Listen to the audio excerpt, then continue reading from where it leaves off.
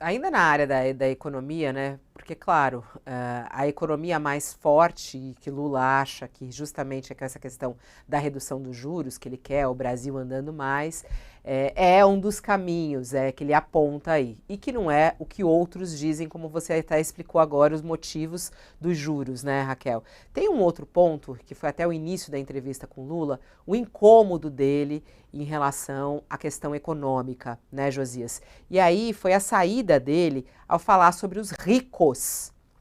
Isso foi muito interessante, que ele falou que o orçamento do país está dominado pelos ricos. E falou, inclusive, sobre esse excesso que existe de desoneração.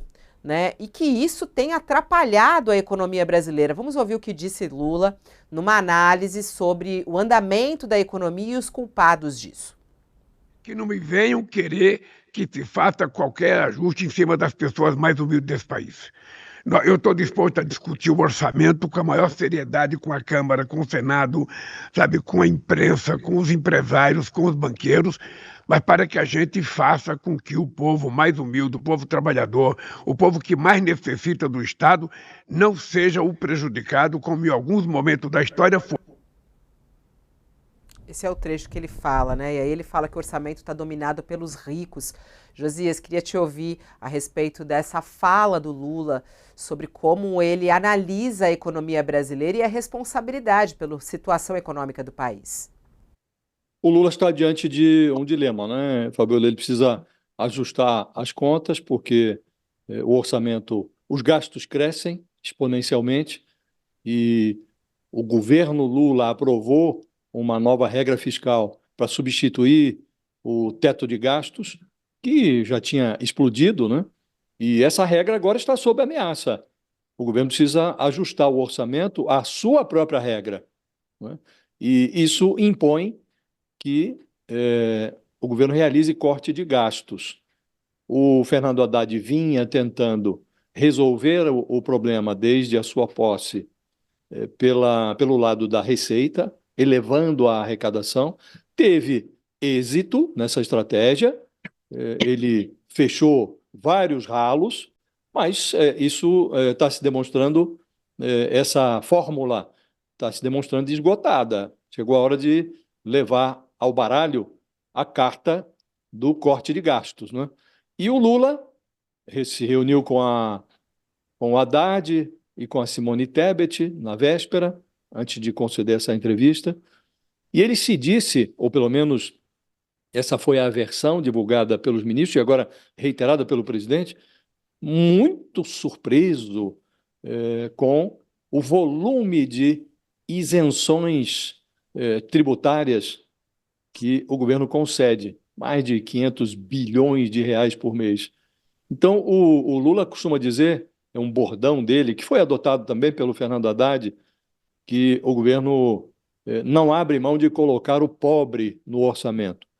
E nós estamos verificando agora que, com um ano e meio de atraso, o Lula descobre que o desafio maior é tirar o rico do orçamento e não colocar o pobre, né? Só que o rico, diferentemente do pobre, ele tem lobby, né? Tem lobby no próprio governo, tem lobby no Congresso, então não é fácil eliminar vantagens tributárias depois que o Estado as concede. É muito difícil. Seria ótimo, mas o governo deveria estar fazendo isso desde o início, né? Inclusive, quando assumiu o Ministério da Fazenda, o Fernando Haddad disse que priorizaria isso. Ele se apresentou como um caçador de jabutis, que sairia atirando contra os jabutis que são plantados dentro do orçamento pelo interesse econômico, né? Então, é evidente que isso é uma distorção, porque criam-se as isenções, os benefícios tributários, e, normalmente, o Estado brasileiro se abstém de avaliar se aqueles benefícios que pressupõem determinadas contrapartidas das empresas, se eles estão ou não surtindo efeitos.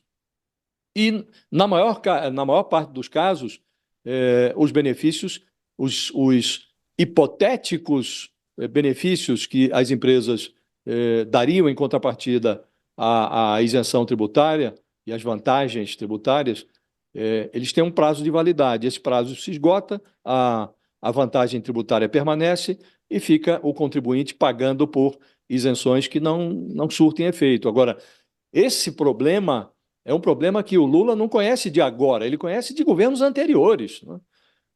Se nós recuarmos no calendário, se atrasarmos o relógio, vamos ver que em gestões anteriores do PT, o BNDES transferiu para a elite empresarial do país, fez uma transferência na forma de empréstimos subsidiados, de verbas que são inexplicáveis. Então, passou para a família Batista, do JBS, dinheiro para comprar empresas fora do Brasil, nos Estados Unidos, na Europa, dinheiro do Tesouro Nacional, que tem um subsídio implícito nesses empréstimos, né?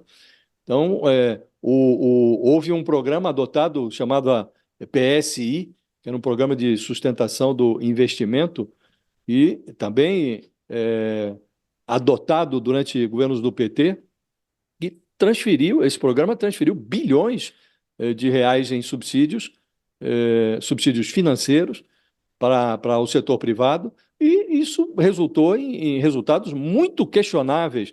Então, o governo sabe, o Lula conhece esse problema.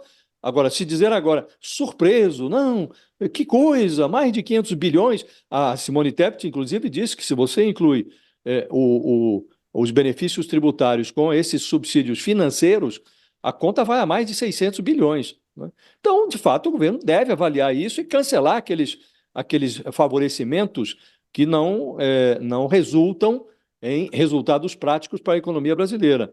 Agora, já devia estar fazendo isso há muito tempo. E o Lula está querendo resultados mais rápidos, e ele acerta quando diz: não se pode transferir todo o custo apenas para os mais pobres, é preciso olhar para o alto. Agora, vai fazer?